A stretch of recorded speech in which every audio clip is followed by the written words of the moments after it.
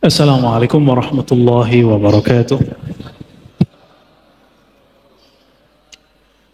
Alhamdulilladzi hadana li hadza wa ma kunna linahtadiya laula an hadana Allah. Asyhadu an la ilaha illallah wa asyhadu anna Muhammadan abduhu wa rasuluh. Allahumma salli wa sallim wa barik ala sayyidina Muhammad wa ala alihi wa ashabihi wa li baitihi wa dzurriyyatihi ajma'in wa ba'du. Insyaallah Bapak, Saudara, sahabat yang dimuliakan Allah, pada pagi yang berkah ini kita akan mengkaji kitab Haqa'iq An-Tasawuf. Sudah ada terjemahannya, silakan dicari. Namun alhamdulillah saya dapat hadiah dari masjid, warnanya masih kuning. Kitab kuning lah.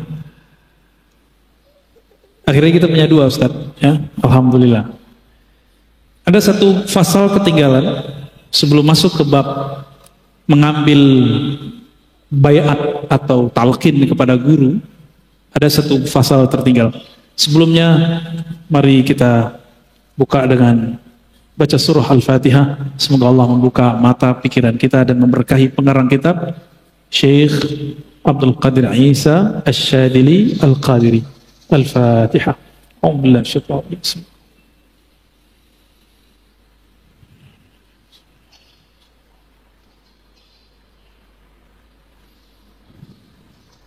Baik. Bab yang paling penting di sini adalah al-bahts anil waris al-Muhammadi. Mencari pewaris Nabi yang berhak menjadi mursyid. Jadi mursyid itu siapa? Gitu ya.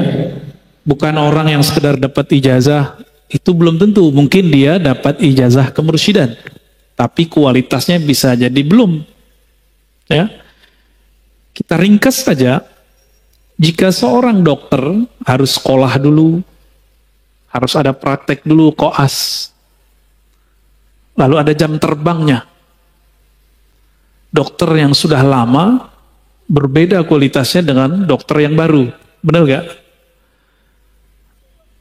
Tukang urut juga begitu, sekali pegang, oh udah tahu dia ini penyasalahnya ini. Jika ilmu yang zahir, mesti ada proses. Ada pengangkatan, ada izin supaya tidak malpraktek, maka seorang mursyid, seorang murabbi, seorang guide rohani, dia mesti punya 4 kriteria minimal. Apa yang pertama? Ayyakuna aliman bil faraidil ainiyah. Di kitab saya halaman 69. Dia mengerti apa yang fardu ain. Gak mesti dia seorang mufti, seorang ulama besar. Yang penting dia mengerti persoalan apa yang wajib, apa yang sunat. Itu cukup. Jadi tidak menjadi syarat seorang mursyid itu dia orang yang jago baca kitab. Tapi yang penting dia mengerti persoalan apa? Persoalan yang wajib. Yang kedua, ini yang paling mahal, ayyakuna arifan billah. Mursyid itu harus tahu mengenal arif kepada Allah. Harus punya ilmu ma'rifat.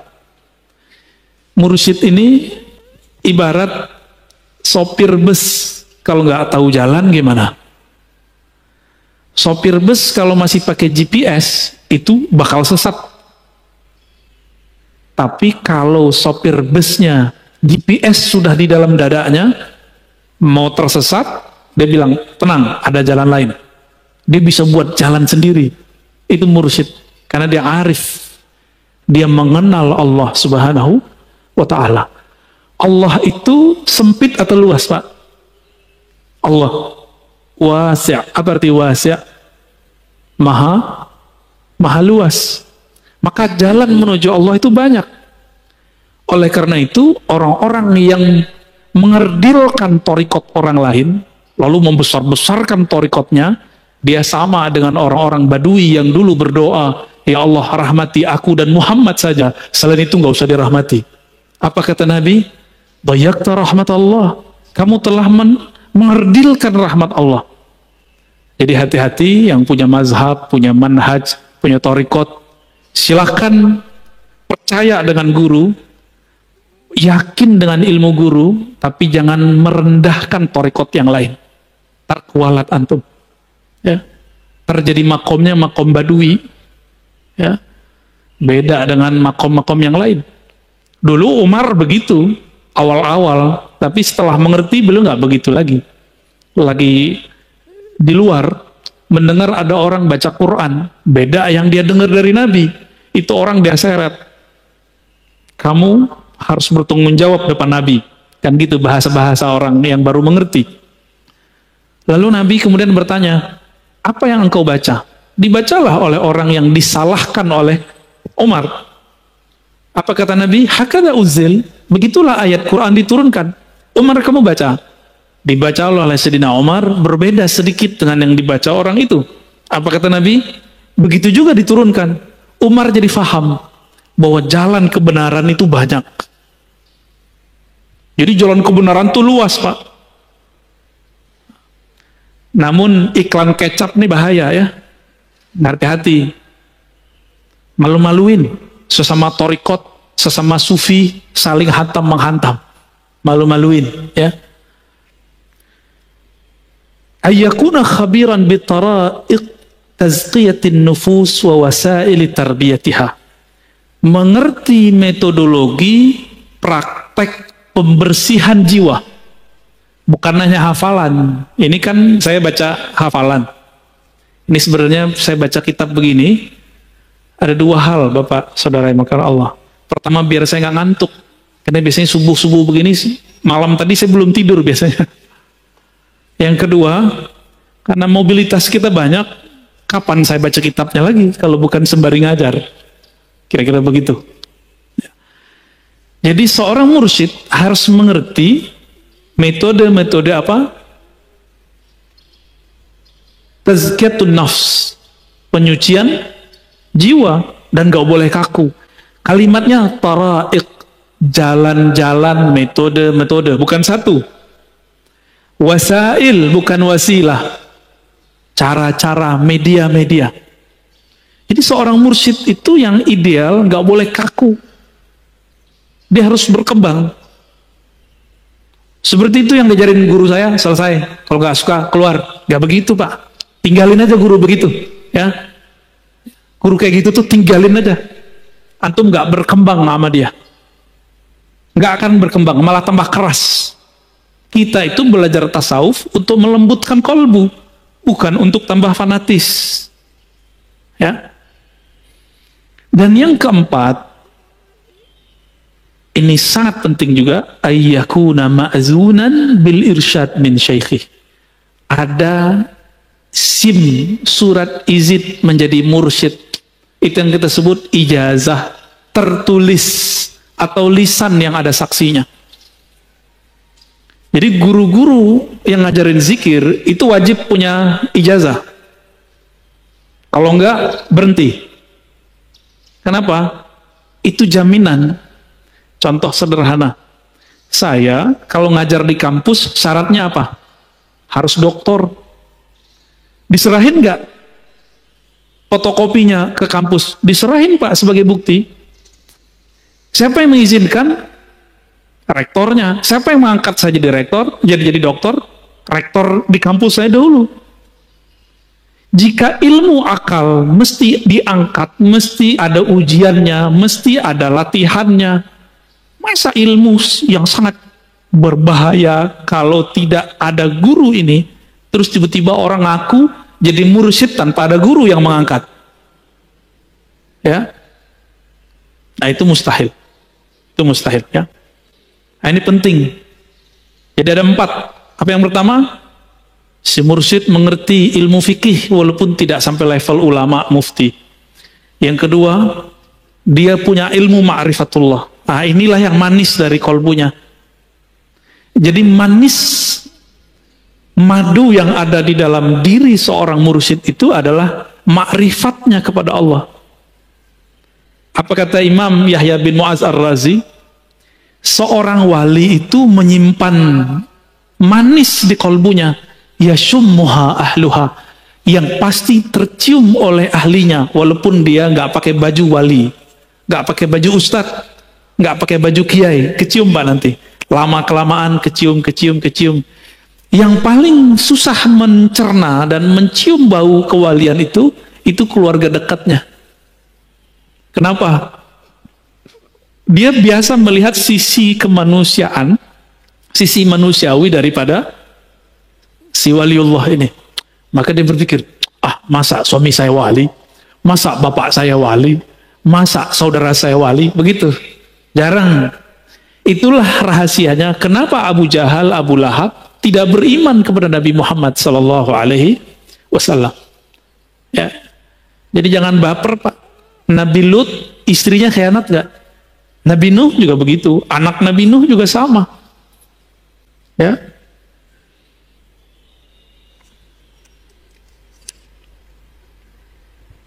Nah ini kriteria mursyid. Nah, dari mursyid yang seperti ini, antum baru mengambil kontrak belajar dengannya yang kita sebut bayat. Tapi saya dalam kajian-kajian sebelumnya sudah mengatakan bahwa bayat dalam artian sumpah setia abadi itu cuma milik Imam Mahdi di akhir zaman ini, bukan mursyid. Maka bayat-bayat yang ada sekarang itu hanya bayat tabarrukan, mengambil berkah, atau bayat pengantar supaya kita nanti bertemu dengan yang paling pantas membayat. Itu sebabnya di ribat kita Nauraniyah, kita nggak membayat orang Pak, kita cuma mentalkin zikir. Maka di sini ada akhzul ahdi, ngambil bayat. Yang kedua talqin di sini ya. Nah, untuk pengambilan bayat dalam tradisi kami sudah kami hapus, karena orang seperti saya tidak pantas mengambil bayat. Yang pantas mengambil bayat adalah Al-Ghaus Al-A'zam, Al-Wali Al-Waris Al-Muhammadi Al-Muntazar, wa huwa Al-Imam Al-Mahdi. Ya, di akhir zaman ini yang paling pantas siapa? Imam Mahdi. Maka kita harus mempersiapkan diri itu. Jadi saya menghimbau diri saya sendiri dan pencinta tasawuf, pencinta akidah Ahlussunnah, pencinta mazhab fikih, torikot sufi, jangan fanatis dengan yang kita punya. Kenapa? Karena setiap masa ada puncak kewalian, dan tidak mungkin bumi ini, dunia ini kosong dari khutmul walayah, khutmul aulia yang disebut al-ghaus. Setiap masa itu berganti. Dan di akhir zaman ini, karena bumi kita sudah tua, di akhir zaman ini miliknya Al-Imam Al-Mahdi. Maka semua torikot nanti gabung kepadanya.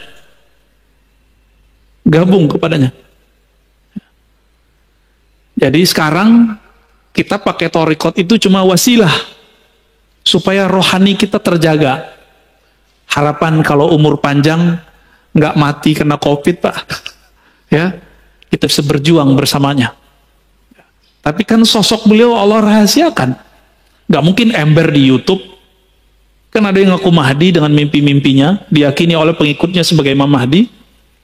Ada yang datang juga kepada saya, ada yang lewat WA, ada yang Mahdi main IG Pak, main Instagram.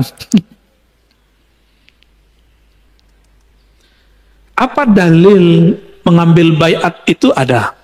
Itu ternyata di Quran ada. Dulu semua mursyid kalau ngambil talqin zikir dan bayat itu bacakan ayat ini. Surat Al-Fat ayat 10. A'udzubillahi minasyaitonirrajim. Innal ladzina yubayyi'unaka. Sesungguhnya orang-orang yang mengambil sumpah setia kepada engkau wahai Muhammad. Karena Nabi Muhammad sudah wafat, pewarisnya sampai ke mursyid yang ada. Innama yubayyi'una Allah. Mereka sebenarnya sedang mengambil sumpah setia kepada Allah. Jadi mursyid ini harus tahu jalan kepada Allah, sehingga tangan dia terkoneksi dengan yadullah. Kita nggak usah terjemahin yadullah. Apa arti yadullah? Tangan Allah. Terantum bayangin lagi tangan. Bukan, kita serahkan maknanya kepada Allah. Yadullah fawqa aydihim. Yadnya Allah di atas tangan mereka. Ya, terus sampai akhir ayat, ya.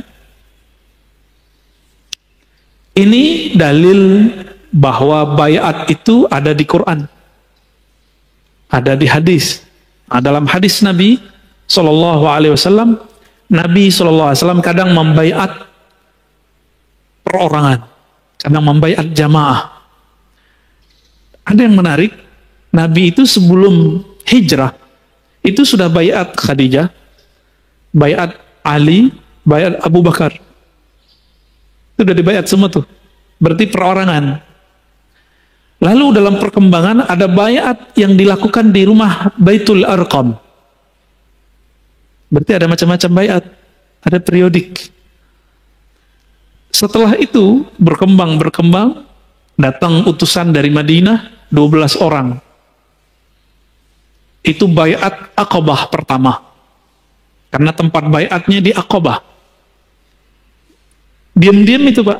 Diam-diam walaupun kemudian menyebar. Lalu baiat Aqabah kedua sekitar 70-an orang. Nanti Al-Imam Al-Mahdi mungkin juga sudah akan melakukan proses ini.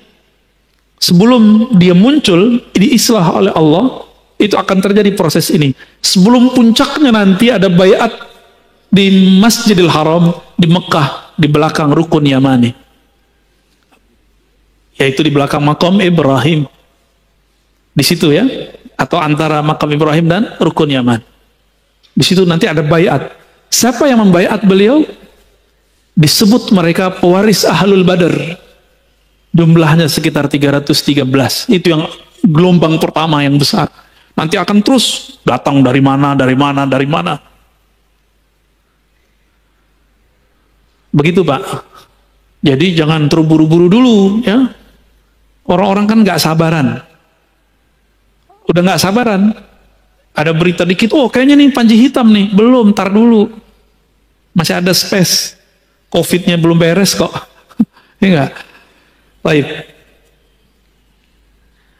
Berarti ada baiat fardi, ada baiat jama'i. Baiat arti baiat sumpah setia. Yang berhak ya Rasulullah. Ar-Razi nggak berhak, Pak. Ya.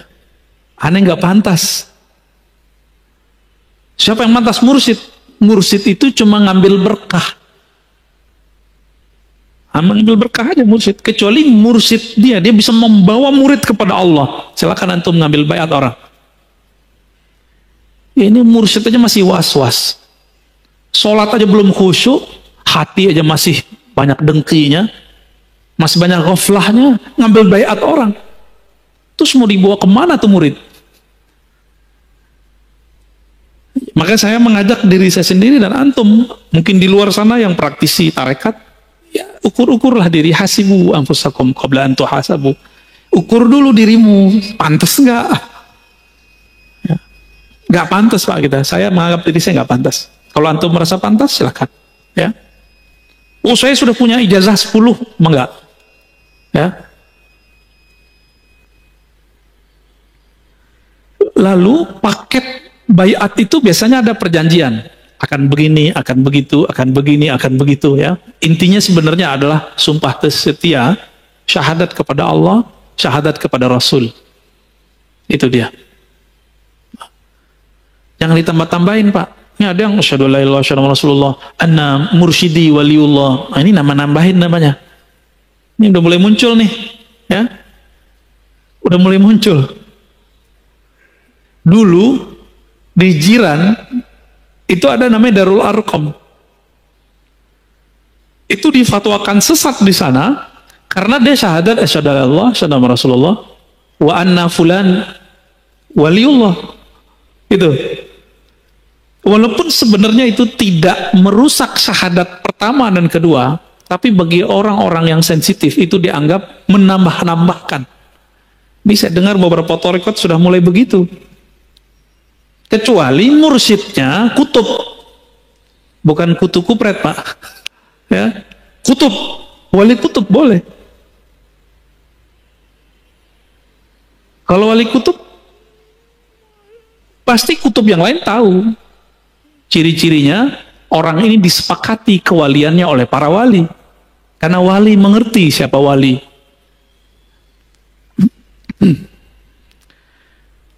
Apalagi paket dari baiat. Nah, ada setelah itu, namanya talqin.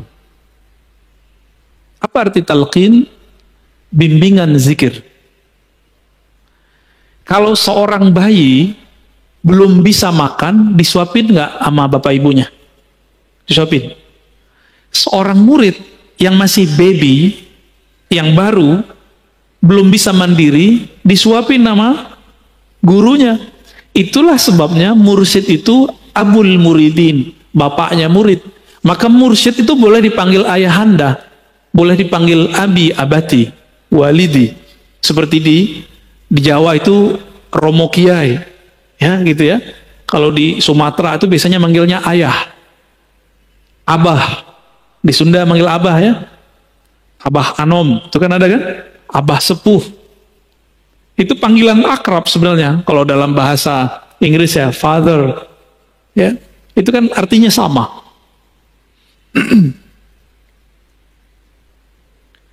Jadi talqin ini perlu. Seorang mursyid nggak mungkin langsung mentalkin.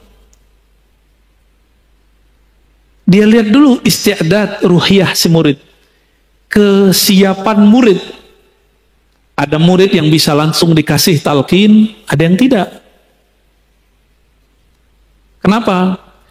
Talqin itu ibarat kita nanam biji atau nanam padi. Ini orang kota semua ya, pada nggak ngerti kali ya. Kalau saya dulu pernah nanam padi sawah. Itu sebelum sawahnya ditanamin, bekas panen sebelumnya, tanahnya keras nggak? Diapain? Dibajak dulu, Pak. Membajak sawah sebelum ditanami, itu namanya prakondisi talqin. Itulah fungsi tazkiyatun nafs. Jadi tazkiyatun nafs itu paketnya sebelum talqin, saat talqin, setelah talqin. Seorang murid, kolbu dia itu seperti sawah, gerusang. Harus dicangkul dulu, dibajak dulu, dibajak, sampai lembut. Kalau sudah lembut, diairin. Sudah diairin, lalu benihnya ditanamin atau tancepin. Itulah talqin. Jadi apa arti talqin? Menancapkan biji kalimah tauhid ke dalam kolbu murid. Itulah yang dimaksud dalam surat Ibrahim. Syajaratun thayyibah, kalimatun thayyibah. Ya, bahwa kalimat yang indah itu, kalimat yang bergizi ini, la ilaha illallah, itu ditanam dalam kolbu murid. Dia seperti pohon. Makanya orang-orang ahli kasyaf itu kalau antum baca la ilaha illallahnya ikhlas, itu ada pohon tumbuh, fiu, terlihat sama dia. Jika di dalamnya ikhlas, itu pohon langsung berbuah. Bukan di sini berbuahnya, di surga. Beberapa ahli kasyaf dulu melihat, tapi mereka bingung, dikira hadis, padahal bukan hadis. Dari kalimat itu muncullah Allah ciptakan malaikat bersayap. Terbang dia. Ada juga yang melihat begitu, dikira hadis Nabi. Bukan, itu bukan hadis Nabi. Itu kasyaf, visualisasi yang terlihat oleh orang yang kolbunya sensitif. Ya, kalau nggak punya ilmunya jadi halu. Hati-hati Pak ya.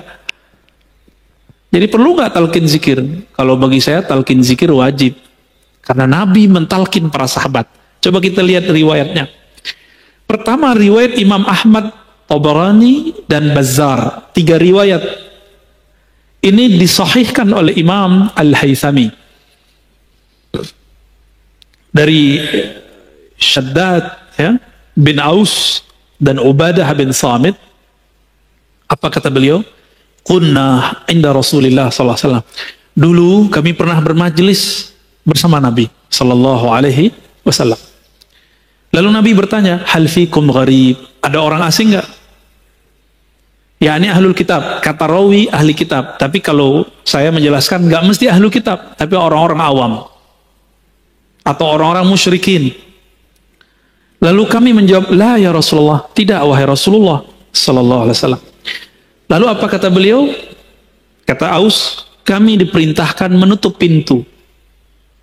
Kalau sekarang matiin lampu, gitu ya. Biasanya kalau orang mau talqin tuh, itu dibuat kondisi sesenyap mungkin, senyaman mungkin. Jangan sampai lagi zikir nanti ada yang ngetuk-ketuk, buka pintu gitu.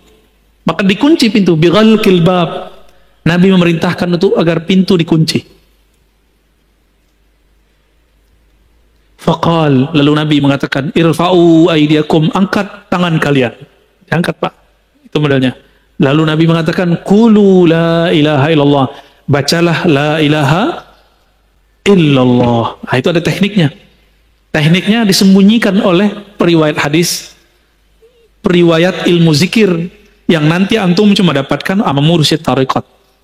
Itu tekniknya gimana? Supaya kalimah ini bisa menggoncang isi kolbu. Iza zukirallah wajilat qulubuhum, disebut nama Allah, kolbu bergetar. Nah, itu ada tekniknya, Pak.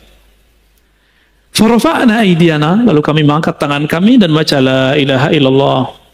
Selesai, apa kata Nabi? Alhamdulillah, segala puji milik Allah. Allahumma innaka ba'astani bihadhil kalimah wa amartani biha wa wa'adtani 'alaiha al-jannah wa innaka la tukhliful mi'ad. Ya Rabb, Engkau telah mengutusku dengan kalimat la ilaha illallah dan memerintahkanku untuk menyebarkan kepada umatku, dan Engkau menjanjikan siapa yang membacanya pasti masuk surga. Sesungguhnya Engkau tidak tukhliful mi'ad, melanggar janjimu. Maka semua yang hadir itu dijamin masuk surga sudah. Orang yang hadir saat itu dijamin masuk surga. Ini salah satu metode. Metode apa namanya? Metode talqin. Ada metode yang kedua. Kalau ini jamaah. Sekarang khusus Sayyidina Ali. Hadis ini riwayat Imam Tabarani dan Bazzar. Dua imam dan kualitasnya hasan. Suatu kali Sayyidina Ali karamallahu wajhah bertanya kepada baginda Nabi sallallahu alaihi wasallam. Apa kata beliau? Ya Rasulullah, dullani ala aqrabit turuqi ila Allah. Tolong tunjuk ajar aku jalan terdekat menuju Allah. Jadi kalau kayak sekarang ini banyak yang nanya, Ustaz, Buya, Kiai, itu kalau nanya ke ulama, gimana cara cepat kenal Allah? Sama, Sayyidina Ali nanyanya begitu. Jadi boleh nggak nanya begitu? Bukan boleh lagi Pak, diharuskan. Zaman udah begini, ya. Covid menyerang kapan saja, maka kita harus siap dengan ma'rifatullah. Apa jawaban Nabi? Oh, dia tambahin, wa ashaluha ala ibadih, cepet, ringan, enak ya, cepet tapi jangan berat. Itu sukanya antum kan? Kalau antum kan nggak mau disuruh puasa 40 hari kan nggak mau, melek 20 hari kan nggak mau, disuruh zikir 70.000 kali kan nggak mau. Maunya yang paling cepet, paling mudah. Wa afdaluha indahu, dan lebih afdal di sisi Allah Subhanahu wa ta'ala. Jadi 3 sekaligus, lebih dekat, lebih ringan, lebih tinggi di sisi Allah. Ini pinternya Sayyidina Ali kalau nanya. Apa kata Nabi? Alaika bimudawamati dzikrillah sirran wa jahran. Wahai Ali, hendaklah engkau melanggengkan zikir, baik sir tersembunyi ataupun jahar. Gimana Pak? Melanggengkan itu gimana? Setiap pada sholat kah? Pagi sore kah? Terus. Ada target-targetnya. Apa jawaban Sayyidina Ali? Ya Rasulullah, qulun nas zakiruna fa khussani bi syai'. Kalau itu semua orang juga tahu. Tolong beri dong yang spesial. Mumpung mantunya Rasulullah ya. Apa kata Nabi? Afdalu ma qultuhu ana wan nabiyyuna min qabli la ilaha illallah. Yang paling afdal, yang paling cepat, yang paling ringan, paling tinggi di sisi Allah, yang dulu dibaca oleh para nabi dan sekarang aku juga mengulang kembali. Apa itu? La ilaha illallah. Seandainya kalimah ini ditimbang, maka semua langit bumi dunia itu kalah. Maka kalau ada, mohon maaf, antum ini ahli dakwah, kenapa dakwahnya tidak mengena di kolbu jamaah? Mungkin kurang kuat kalimatullah, kurang banyak tabungan la ilaha illallahnya, sehingga kalamnya nggak berat. kalamnya cuma masuk telinga, keluar telinga. Tapi kalau sudah di dalamnya ada dapur kalimah la ilaha illallah, kalamnya hangat, kalamnya berat. Karena tumbuh dari kolbu, masuknya ke dalam kolbu. Wala taqumul qiyamah ala wajhil ardi man yaqulu la ilaha illallah. Kiamat tidak terjadi jika masih ada di bumi yang baca la ilaha illallah. Di hadis Imam Muslim, Allah, Allah, begitu kalimatnya. Coba, para ulama kita itu mengatakan, Imam Ibn Arabi, Imam Ghazali, manusia itu adalah alam kecil. Sedangkan alam itu manusia besar. Manusia itu punya organ terpenting namanya jantung. Kalau jantungnya sehat, semuanya sehat. Jantungnya berdenyut. Dek, dek, dek, dek. Kalau jantungnya udah gak berdenyut, mati. Oke. Denyut alam semesta yang membuat alam ini bisa bergerak, bisa bernafas, bisa bertahan belum kiamat sampai zaman ini hari adalah jantung-jantungnya alam. Siapakah jantungnya alam? Qalbul alamin awliyaullah. Qalbunya alam semesta adalah kekasih-kekasih Allah yang qalbunya bergetar terus menyebut Allah, Allah, Allah. Ruhnya selalu mengatakan antallah, antallah. Lisannya selalu sibuk mengatakan la ilaha illallah. Jadi mereka ini Pak, itu yang disebut dalam surat Syura ayat 12. Lahu maqalidus samawati wal ard. Milik Allah lah ikatan langit dan bumi. Apa ikatannya? La ilaha illallah, subhanallah, alhamdulillah, la haula wala quwwata illa billah, Allahu akbar. Ini 5. Itulah yang dipakai, yang dibaca oleh malaikat pemikul aras. Jadi malaikat memikul aras itu kan ada 8. Benar? Disebutkan dalam surat Az-Zumar ya, 8. 4 di kanan, 4 di kiri. Itu zikirnya tadi. Lalu yang kelima, la haula walanya sama siapa? Itu ada pada qalbu wali. Kalau walinya mati, atau sudah nggak ada yang baca kalimah itu di bumi, itu tiang aras goyang. Itulah kiamat. Jadi nggak usah khawatir dulu, kiamat masih bisa diundur. Cuma ngundurnya nggak tahu Pak, bisa lama apa bisa cepet. Ya, saya ulangi. Kolbu, jantung itu organ terpenting tubuh manusia, benar? Kalau jantung rusak, rusak nggak tubuh? Jantungnya alam semesta siapa? Aulia Allah. Ini dia. Hadis sahih riwayat Imam Muslim, la taqumus sa'ah hatta la yuqalu fil ardi Allah, Allah. Tidak terjadi kiamat, kerusakan terbesar di alam semesta sampai tidak di bumi yang membaca Allah, Allah. Yang baca Allah, Allah lisan atau kolbu? Lisan atau kolbu? Sebenarnya lisan ini menerjemahkan isi kolbu. Jadi intinya ada pada kolbu.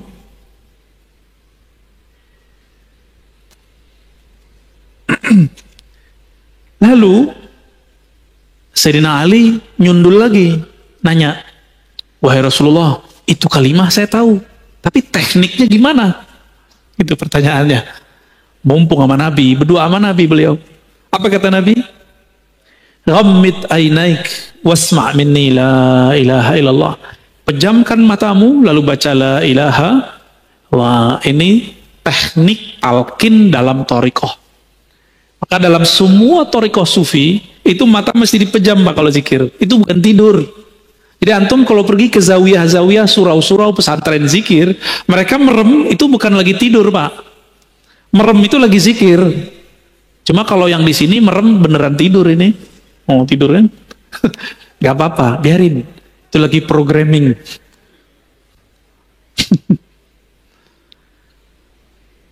Summa fa'ala dzalika birafis saut, ya. Dibaca 3 kali, Nabi bimbing, diulang.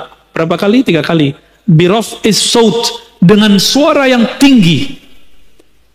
Inilah dalil bahwa talqin boleh dengan suara keras. Ya.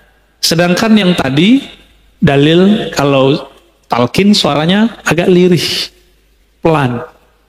Ya. Maka tidak ada thariqat sufi kecuali lewat jalur Sayyidina Ali, dan itu ahlu sunnah. Kenapa? Karena Nabi pernah mengatakan, ana madinatul ilmi wa aliyun babuha. Aku adalah kota ilmu, Ali pintunya. Maka tidak ada thariqat di dunia, thariqat zikir, kecuali lewat Sayyidina Ali. Hatta Naqsyabandi itu jalurnya dua, Abu Bakar As-Siddiq, Sayyidina Ali radhiyallahu ta'ala anhumma ajma'in. Ya. Ini masih banyak nih metode-metode zikir yang ada di dalam kitab ini, ya. Lalu apakah talqin atau baiat itu khusus buat laki-laki? Tidak, juga perempuan. Karena waktu baiat Aqabah itu perempuan ada yang hadir. Apakah khusus dewasa? Tidak, boleh anak kecil. Kalau anak kecilnya siap. Bahkan anak kecil itu kalau dalam ilmu neurologi, gelombang otaknya itu bukan beta tapi theta. Maka anak kecil ini gampang dibawa zikir. Gampang ya, lebih cepat mereka Pak daripada kita. Oke, kira-kira itu kajian yang paling penting pada pagi ini. Pertama tentang syarat atau kriteria mursyid yang dicari, ada 4. Kemudian apa yang kita ambil dari mereka? Saya mengatakan ada baiat, ada talqin. Namun di akhir zaman kalau ada baiat itu cuma tabarukan, ngambil berkah. Ngambil berkah aja. Jadi boleh nggak seorang mursyid ngambil baiat? Boleh, silakan, tapi tabarukan. Dalam hatinya harus mengatakan yang berhak ini adalah pewaris tunggal Nabi, yaitu Al-Imam Al-Mahdi. Dia cuma naib aja, cuma wakil, ya. Lalu kemudian yang ketiga, ada macam-macam metode talqin, ada berjamaah, ada pribadi. Nah, inilah yang kemudian tidak diwarisi oleh ahli fikih, tidak diwarisi oleh ahli akidah, tidak diwarisi oleh politisi. Ustadz politisi nggak bakal kenal ini kalau dia nggak pernah berthariqah. Yang tahu ini siapa? Ahli thariqat. Maka nggak mesti ustadznya nggak tamat Timur Tengah, nggak mesti. Kalau dia ke Timur Tengah nggak pernah ngambil talqin, sama. Karena talqin itu dulu diambil oleh ulama kita di Mekah, di Madinah, di Hadramaut, Mesir, dibawa nyebar sudah ke negeri kita. Ya, alhamdulillah. Maka tidak ada negeri wilayah di Nusantara kecuali wali-wali Allah dulu pernah menyebarkan talqin zikir la ilaha illallah. Jadi kenapa Bapak Saudara sahabat bukan Allah, zikir-zikir kita kurang menyentuh kolbu? Karena belum pernah disuapi oleh ahlinya. Maka saya berharap carilah ahlinya, berguru kepadanya, ikuti metodenya. Jangan langsung suka-suka antum, Pak Kiai, talqin langsung dong. Gak bisa begitu. Dia punya metodologis, ikutin aja. Itu namanya adab berguru. Pak Kiai, saya kan sudah lama, langsung aja. Kalau kiainya tersinggungan, gawat Pak. Kamu cari aja guru yang bisa kamu buat suka-suka. Bisa gituin ntar Pak Kiainya. Ya. Jadi kita kalau berguru, ada nanti adab-adabnya. Insya Allah nanti di pertemuan ke depan, ada namanya adab terhadap guru dan sahabat. Insya Allah. Ya. Wassalamualaikum warahmatullahi wabarakatuh. Silakan Ustaz. Alhamdulillahirrahmanirrahim. Assalamualaikum warahmatullahi wabarakatuh. Assalamualaikum. Terima kasih Buya. Mudah-mudahan dan saya yakin bahwa ilmu yang disampaikan ini bisa menjadikan kita setahap demi setahap menuju ma'rifatullah. Amin. Di dalam syarat yang disebutkan untuk mursyid itu memiliki ijazah tertulis atau lisan, sebagaimana disebutkan dalam kitab ini. Kemudian tadi Buya mencontohkan beberapa profesi, seperti dosen harus punya ijazah S3 yang disahkan oleh kampus di mana dia kuliah. Atau juga mungkin kalau sambilkan contoh dokter, juga ada sumpah jabatan yang dikeluarkan oleh organisasi profesi dokter, yaitu ID. Atau juga profesi-profesi yang lain yang memang menunjukkan bahwa orang tersebut setelah dibaiat atau setelah disumpah jabatan, maka dia berhak menjadi seorang pembimbing atau seorang dokter secara legal. Ya. Nah, berkaitan dengan mursyid ini, saya secara pribadi mengenal 3 orang paling tidak yang menjelaskan tentang sufi ini atau tasawuf ini. Tapi saya belum tahu persis apakah yang bersangkutan sudah memiliki ijazah atau tidak. Bagaimana saya untuk mengetahui bahwa ijazah yang dimiliki, kalau suatu saat saya tanyakan, itu adalah betul-betul ijazah yang memiliki legal formal yang ditetapkan oleh, katakan dalam tanda petik, profesi, kalau ini profesi Bu Yaya, profesi thorikoh tadi atau sebagai mursyid tadi. Siapa yang mengeluarkan untuk saat ini ijazah tersebut? Supaya kita yakin, karena betul yang dikatakan Buya tadi, banyak sekali thorikoh yang ditawarkan oleh orang-orang tertentu yang mengatasnamakan dirinya sebagai seorang mursyid. Itu yang pertama. Kemudian yang kedua, tentang baiat. Kita semua ketika di dalam rahim itu sudah berbaiat dan kita ma'rifatullah. Qalu bala syahidna. Itu adalah bentuk baiat manusia ketika di dalam rahim. Nah, apakah perbedaan baiat yang memang betul-betul sudah kita katakan kepada Allah di dalam rahim ketika ruh kita akan ditiupkan dengan baiat-baiat berikutnya? Apakah ada baiat major atau mayor yang tadi disampaikan kita kepada Allah ketika di dalam rahim, kemudian ada baiat-baiat minor atau baiat-baiat pendamping setelah itu yang dibutuhkan? Oke. Cukup dulu itu dulu. Terima kasih. Buka halaman 81. Ada judulnya Tanaqulul Izni. Bagaimana proses perizinan ijazah dalam dunia tarekat? Karena di zaman Rasulullah dulu tidak banyak sahabat yang berani mendaulat dirinya menjadi guru kecuali diizinkan Nabi. Maka sikap atau sistem yang ketat itu kemudian berkembang. Di abad kedua, kata Imam Amir Asy-Sya'bi, apa kata beliau? Dulu ilmu ini ilmu sudur, ilmu fikih kah, akidah kah, apalagi ilmu zikir itu ilmu sudur, ilmu dada, adanya dalam rohani. Namun ketika ilmu itu ditulis, syarakana man laysa minna, syarakana man laisa bi ahlin, maka ikut serta membaca teks tersebut orang yang tidak ahlinya. Semenjak saat itulah Muhammad bin Sirin mengatakan, apa kata beliau? Sammu lana rijalakum. Itu tertulis dalam Sahih Muslim bagian muqaddimah. Ketika sudah muncul orang-orang mengaku, maka diperlukan ijazah, sanad. Apa kata Muhammad bin Sirin? Kami setiap kali dengar orang mengatakan Nabi bersabda, ini zikir dari Nabi, ini kalam Nabi. Apa kata kami? Mana gurumu? Siapa gurumu? Siapa yang mengizinkan kepadamu? Sammu lana rijalakum. Sebutkan nama rijalmu, nama sanadmu, nama syekhmu. Kalau sekarang kamu lulusan mana? Yang mengasih ijazah kamu siapa? Boleh, Pak. Cuma kalau ilmu hadis sama ilmu ini agak beda dikit. Kalau ilmu tarekat ini agak kenceng adabnya. Antum nggak akan berani. Paling bahasanya agak lembut. Pak Kiai mohon izin, boleh dong cerita dulu proses Pak Kiai bertorikot sampai dapat izin. Itu ngulik, Pak. Caranya halus.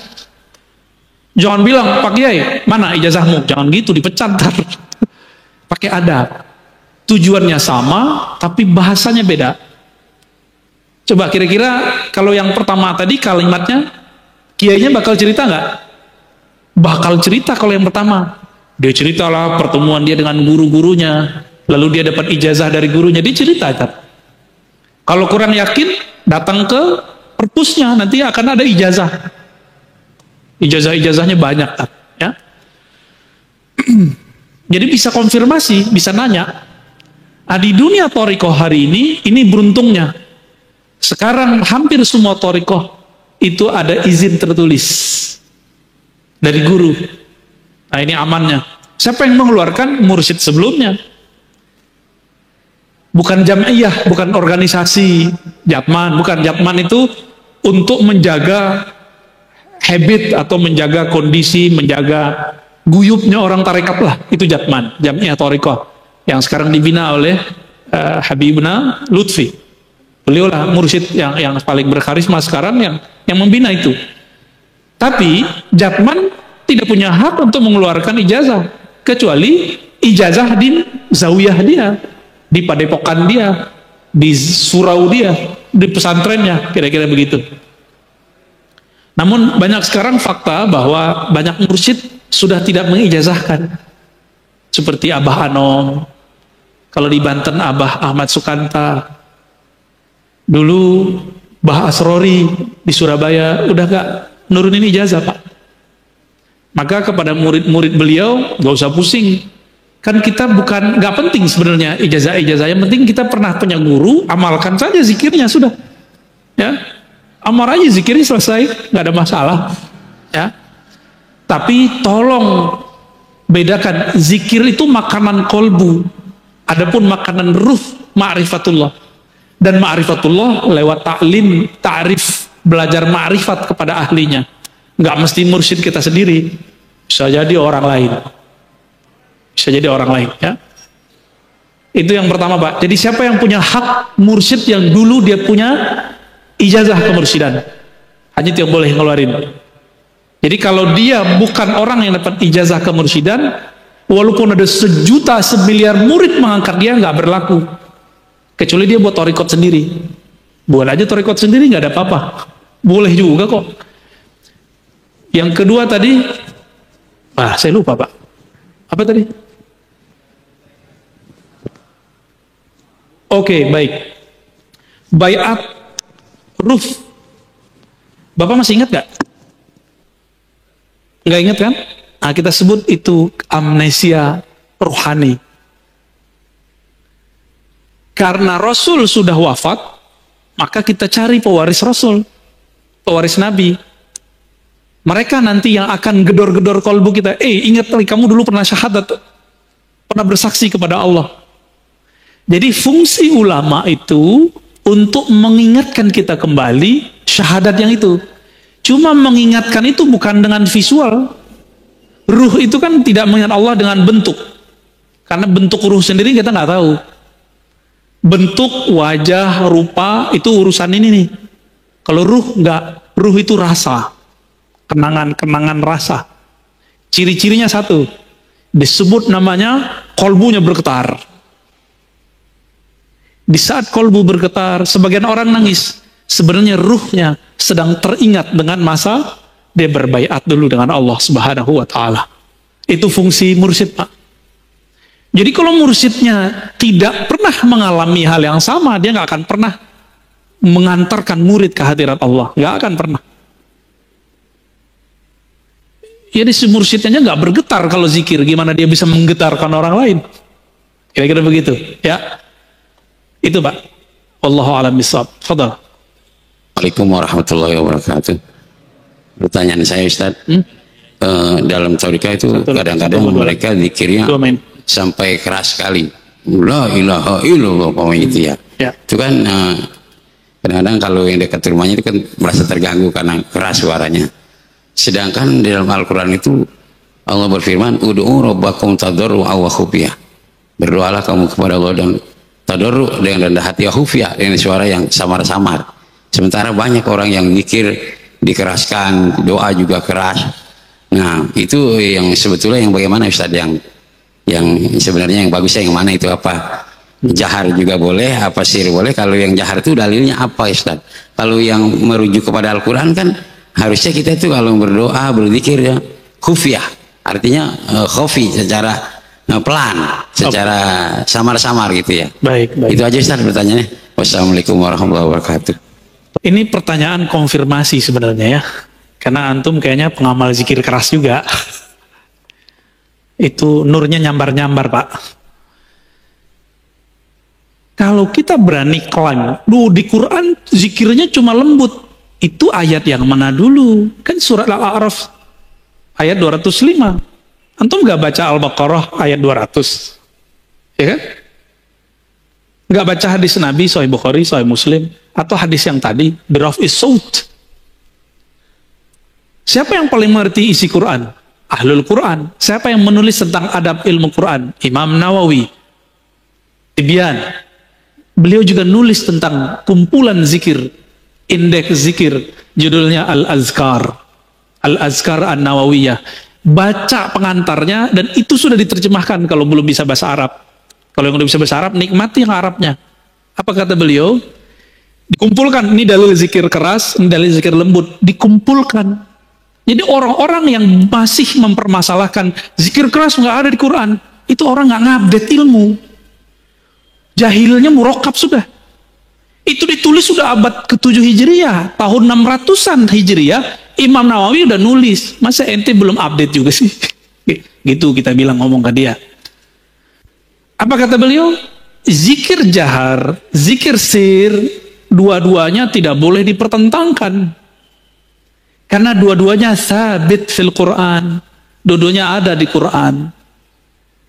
Terus gimana? Nabi itu kadang mengajarkan keras, kadang mengajarkan lembut. Itu aja. Hanya ulama ahli fikih, ahli zikir lah yang mengerti kapan keras, kapan lembut. Jadi fas'alu ahla dzikri, tanya ke pakar zikir, kapan kita keras, kapan kita lembut. Salah satu murid dari Abah Anom datang kepada saya, Ustadz, saya kalau zikir la ilaha illallah ba'da sholat harus 165, harus kenceng. Saya tanya balik, bukannya antum dulu diajarin beliau, pangersa Abah, zikir keras, terus ada zikir lembut. Kalau lagi ngantor, kalau lagi di tempat kerja, kalau lagi safar, nggak usah zikir yang keras, pakai zikir yang lembut. Maksud beliau begitu, jangan saklek. Kalau nggak sesuai kondisinya zikir keras, ya zikir lembut aja. Sebenarnya zikir keras, zikir lembut itu bukan masalah afdol, tapi kondisi. Di saat kolbu kita sedang bermasalah, maka zikir jahar paling afdal. Di saat zikir kolbu kita sudah tenang, jiwa kita sudah teratur, zikir lembut itu lebih afdal.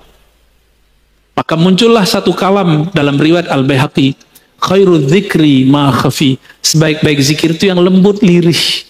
Baru nyambung sama surah Al-A'raf. Wazkur rabbaka fi nafsik. Sebut nama Allah di dalam dirimu, dalam lembaga jiwamu, dengan kerendahan hati, dengan tidak menjaharkan dengan lisan. Baru masuk. Jadi ayat ini jangan dipertentangkan dengan ayat yang lain. Ya.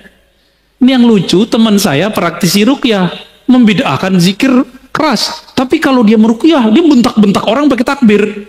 Bentak-bentak orang pakai ayat. Padahal Nabi nggak pernah bentak-bentak orang pakai takbir, nggak pernah. Malah Nabi yang dibentak orang. Siapa yang melindungimu dari pedangku? Jawaban Nabi, Allah. Langsung jatuh dia. Jadi Nabi kalau baca Allah jadi pedang, Pak. Sakti. Kalau kita baca la ilaha illallah, takbir, udah berbuih, udah habis suara, nggak menang-menang juga. Kalah lagi. Berarti kita baru baca di lisan. Tentara Al-Mahdi di akhir zaman itu menaklukkan Rum cukup dengan takbir. Berarti takbir dia takbir yang mana tuh? Bukan takbir yang berisik, tapi takbir yang menggetarkan langit dan bumi, yang bersumber dari kolbu, terjun, tembus ke dalam kolbu. Jadi nggak ada masalah mau zikir keras, mau zikir lembut. Namun kalau tetangga kita terganggu, ya kasihan, Pak. Zikir lembut lah. Kecuali antum lagi mabuk zikir, ya. Apa kata Nabi? Uzkurullah hatta yakul. Zikirlah kepada Allah hatta yakulal munafikun, sehingga orang munafik berkata, muraun, di riwayat kedua majnun, sampai orang munafik menuduh kamu gila atau ria. Ya. Makanya dulu ada yang nanya di sini, mohon maaf langsung saya potong karena beliau sudah sepuh. Itu zikir, hitung-hitungan, kenapa itu? Langsung saya, mohon maaf, saya potong langsung, kasihan. Masih ada beliau? Masih ada? Wah, kalau Ma'ani dia nggak mau ikut ngaji lagi. Nggak apa-apa ya. Itu kenapa? Masa seumur begitu masih suuzon sama orang zikir? Ntar jadi munafik, kata Nabi. Bahaya. Maka semoga semenjak saat itu dia tidak suuzon lagi sama orang yang berzikir. Kira-kira begitu. Wallahu a'lam bishawab. Cukup. Begini. Oke, baik. Fadhal. Satu lagi ya. Iya. Assalamualaikum warahmatullahi wabarakatuh. Assalamualaikum. Buya, perkenalkan nama saya Khairul Saleh, Pak Khairul. Jamaah Nabawi. Jadi saya ngikutin dari awal tadi, Buya. Mungkin ada satu pertanyaan juga yang masih bisa dibantu dijelaskan. Tapi setelah beberapa hal yang disampaikan Buya tadi tentang Shaddad bin Aus, Ubadah bin Somit, dan kebetulan saya sempat dulu ke sana itu di Palestina itu Al-Quds, Baitul Maqdis, dan kejadiannya memang unik. Satu saat itu ada orang Palestina yang memang dari rombongan narik untuk ziarah ke Shaddad bin Aus sama Ubadah bin Somit. Kita nggak sengaja misal di rombongan, akhirnya terpisah dan ketinggalan memang akhirnya ya, karena nggak tahu jalan, notok, tatak tutok, istilah kesana kemari nyari nanya jalan. Terus kedua ada pernyataan dari mursyid juga sebetulnya dari Abu Yadim Yati Cidahu. Beliau mengatakan selalu itu diulang-ulang di hadapan santrinya. Pernyataannya begini, Buya. Jadi kalau ditanya tentang thariqahnya, Abu Ya tidak pernah ngaku. Padahal beliau sudah maklum diketahui dan sudah mafhum bahwa beliau itu mursyid thariqah dari Fadiliyah. Ditanya sama santrinya, thariqahnya apa? Thariqah aing mah ngaji. Thariqah saya itu ngaji. Dan itu diulang-ulang dan itu masyhur sampai sekarang. Jadi kalau ditanya tentang thariqah Abu Ya, thariqah saya ngaji. Bahasa Sundanya begitu, cuman bahasa Sunda yang logat Banten kira-kira begitu. Kedua, dari pernyataan dari Syekh Nawawi Al-Bantani ketika ditanya tentang wajibkah berthariqah, Syekh Nawawi tidak menjawab. Nah, saya kenal itu atau mengetahui sedikit tentang thariqah itu dari pernyataan-pernyataan para guru-guru yang saya dengar fatwanya begitu atau pendapatnya. Jadi bahkan ada satu pernyataan begini dari satu guru tentang thariqah itu terbagi dua katanya. Thariqah perjalanan atau thariqah madhab yang dikatakan syariat, ada di situ Imam Hanafi, Imam Maliki, Imam Syafi'i, sama Imam Ahmad bin Hanbal. Itu dikatakan thariqah madhab. Itu syariat atau fikih yang kita pakai sehari-hari. Kedua adalah thariqah dzikir. Thariqah dzikir kita kenal semua, udah dengar diajarin sama Buya di sini. Ada thariqah Sadiliyah, ada mursyidnya sendiri, ada imamnya sendiri, ada thariqah Naqsabandi, ada thariqah Qadiriyah, ada mursyid sendiri. Nah, ini berujung kepada satu pertanyaan yang mengatakan bahwa itu thariqah mazhab itu wajib. Thariqah yang dikatakan fikih itu wajib punya imam, punya mazhab. Itu wajib gitu. Bagaimana kedudukannya dengan thariqah dzikir? Apakah kita ini yang awam wajib berthariqah? Karena saya perhatikan juga kalau para habaib, para sayyid itu ya tidak banyak yang berthariqah. Bahkan thariqah am yang diambil seperti pembacaan Ratibul Haddad, Ratibul Atos, itu thariqah yang am yang sudah diijazahkan oleh para imam. Abdurrahman Al-Atos sama Abdullah bin Al-Haddad. Itu ijazah langsung am yang dipakai langsung oleh para jamaah. Dan makanya banyak majelis-majelis zikir yang tanpa ijazah, katakan, apalagi bayat yang dikatakan Buya tadi. Pertanyaan saya satu, kenapa juga para habaib juga nggak banyak yang berthariqah itu? Nggak banyak. Saya tanya langsung, Bib, kenapa itu para habaib? Ya kan saya udah ada datunya sendiri ngajakin rotib, baca aja rotib, katanya begitu. Begitu Kiai. Baik. Makasih. Assalamualaikum warahmatullahi wabarakatuh. Pak Khairul ini pemain lama di thariqah ya. Saya akhirnya ketemu juga dengan murid Abu Yadim Yati. Sebelumnya 3 bulan lalu saya ziarah ke sana. Ya. Betul, beliau kalau ditanya thariqah Abu Ya apa? Saya dulu nggak tahu kalau beliau pernah ngomong begitu, karena kita di majelis kita jawabnya sama. Thariqah antum apa? Jawabannya sama. Thariqah saya taklim, ta'alum, ngaji. Saya baru dengar Pak, barusan. Ternyata Abu Yadim Yati kalau ditanya thariqahnya apa, bukan Syazili, bukan Qadiri, bukan Naqsyabandi, tapi jawabannya ngaji.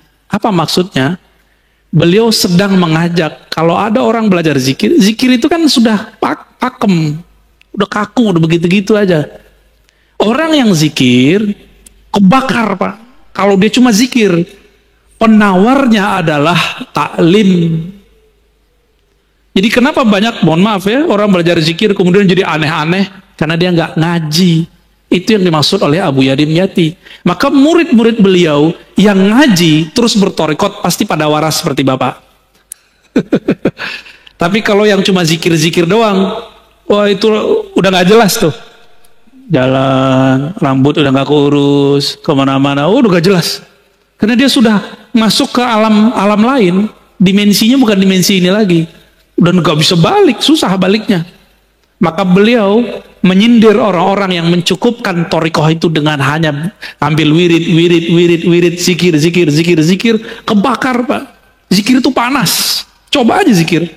Allah, langsung hangat tuh. Hangat langsung. Kalau melewati dosisnya bisa kebakar badan kita. Ini ibarat saja. Seperti orang kebakar amat teks. Jadi ini saling tawar-menawar. Ngaji doang, garing. Benar gak?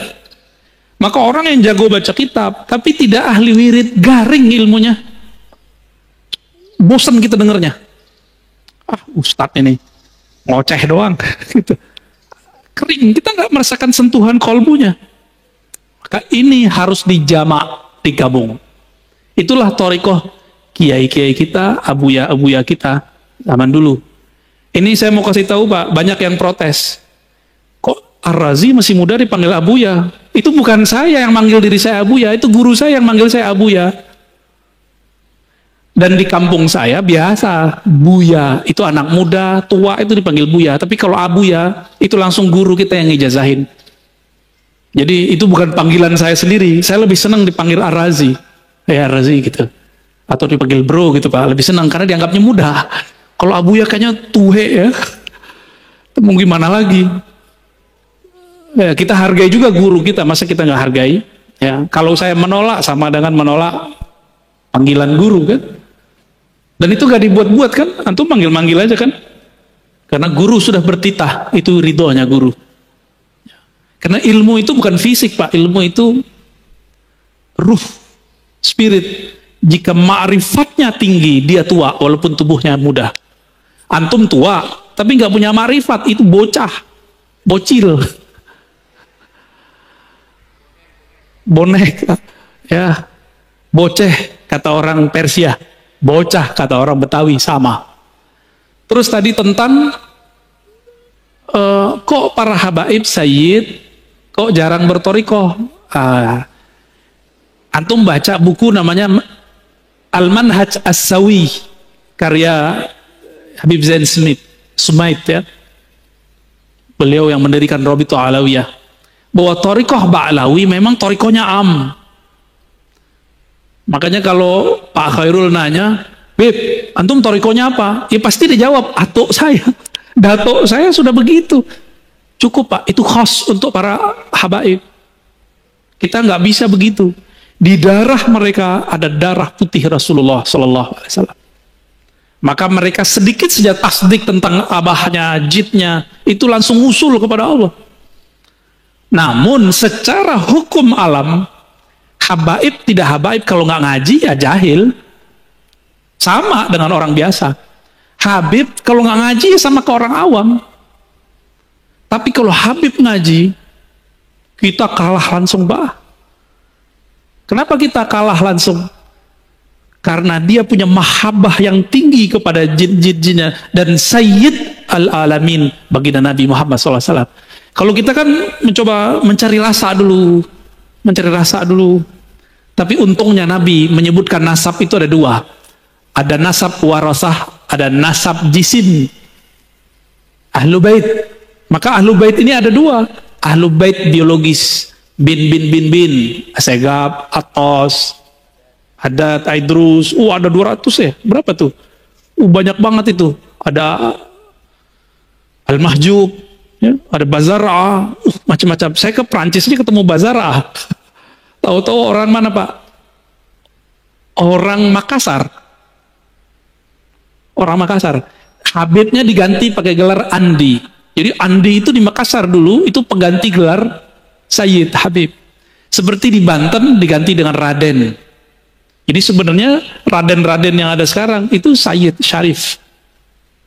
Namun ada yang jalur yang kuat, ada jalurnya dianggap kurang kuat oleh Robito Alawiyah, jalur Azmat Khan itu kurang kuat. Ya, tapi kalau bagi saya semuanya zuriat Rasulullah, saya hormat dan saya angkat tangan kepada mereka ya, karena khawatir ini pesan Rasulullah Sallallahu Alaihi Wasallam. Jadi memang ijazahnya Thariqah Ba'alawiyah itu am. Kalau mereka ngambil am, ya dapatnya am. Kalau mereka mengikuti jid yang aslinya, siapa jid aslinya? Sayyidina Ali. Sayyidina Ali ngambil talqin jamaah atau talqinnya khas tadi. Ngambil talqinnya khas. Fardi, berdua dengan Nabi. Maka Sayyid Habib yang ideal, dia punya guru spiritual yang mentalkin dia secara khas. Baru tergabung dalam dirinya Habib zahir dan batin. Kalau enggak, antum bisa lebih tinggi derajat kerohaniannya dari seorang Habib, bisa. Tapi jangan GR dulu. Dia punya jid namanya Ali, punya jiddah namanya Fatimah. Itu beres urusan mereka tuh. Punya Hasan wal Husain yang Nabi katakan Sayyidah Syababil Jannah. Jadi mereka kirim Fatihah aja atau salawat kepada Nabi, lalu keluarga Nabi langsung bergetar itu dirinya. Coba lihat Al-Habib Umar. Setiap salawat beliau sudah hanyut, Pak. Hanyut beliau langsung. Karena cerita tentang jidnya beliau. Baginda Nabi Muhammad Sallallahu Alaihi Wasallam. Namun hati-hati, para habaib Sayyid ini jangan mengerdilkan rahmat Allah. Kan ada tadi jalur zuriat nur yang turunnya ke ulama meskipun bukan anak biologis Rasulullah. Makanya dulu para sahadah, para asyraf, mereka juga berguru ke kiai-kiai yang bukan Sayyid. Kenapa? Mereka menganggap walaupun saya Sayyid, antum pewaris ilmu jid aneh, gitu ngomongnya. Maka mereka pun juga ngaji kepada para masyayikh, para kiai yang bukan Sayyid. Karena pada hakikatnya pewaris Nabi itu bukan pewaris jisim saja, tapi al-ulama warasatul anbiya. Siapa saja yang ada nur khasyah, rasa takut kepada Allah di kolbunya, adalah pewaris Rasulullah yang sebenarnya, meskipun tidak ada Sayyidnya, tidak ada Habibnya. Jika nanti dikumpulkan di hari kiamat, yang pertama Nabi panggil ya dia. Kira-kira begitu, ya. Jadi kita nggak boleh suzon Pak sama habaib, nanti suul ada Pak, gugur semua torikot Bapak nanti, zikir-zikir Bapak hilang ntar, sholawatnya nggak nyampe. Nah ini terakhir saya jawab, ada sebuah sholawat yang diajarkan Nabi, hadis Sahih Bukhari Muslim. Apa kata Nabi? Bacalah sholawat, Allahumma sholli ala Muhammad wa ala alihi wa azwajihi wa dzurriyyatihi. Ya Allah, sampaikan salam, sholawat rahmat kepada Muhammad, Nabi Muhammad, keluarga Muhammad, istri-istri Muhammad, dan keturunannya. Ini mukjizat Nabi. Keturunannya sampai sekarang masih ada. Jadi antum baca sholawat tuh mereka dapat Pak zuriatnya. Tapi zuriat ada dua, zuriat ruhi, zuriat jasadi. Jadi kita yang bukan Raden, bukan Sayyid, punya kesempatan menjadi zuriat ruhi. Semoga kita bagian dari mereka, amin ya rabbal alamin. Saya rasa cukup ya. Semoga kajian ini diridai Allah. Amin. Aid kita ditutup oleh Allah. Amin. Allah masturna bisitrikal jamil. Wa nas'aluka ridhaka wal jannah. Wajirna minan nar wa ajirna minan nar warzuqna ya rabbana ma'rifataka wa musyahadatak. Wa sallallahu ala nabiyina Muhammad walhamdulillahi rabbil alamin. Assalamualaikum warahmatullahi wabarakatuh. Alhamdulillahirabbil alamin. Video telah kita simak. Semoga apa yang disampaikan oleh beliau bisa bermanfaat. Kami selaku admin memohon maaf yang sebesar-besarnya. Akhirul kalam wabillahi taufiq wal hidayah. Wassalamualaikum warahmatullahi wabarakatuh.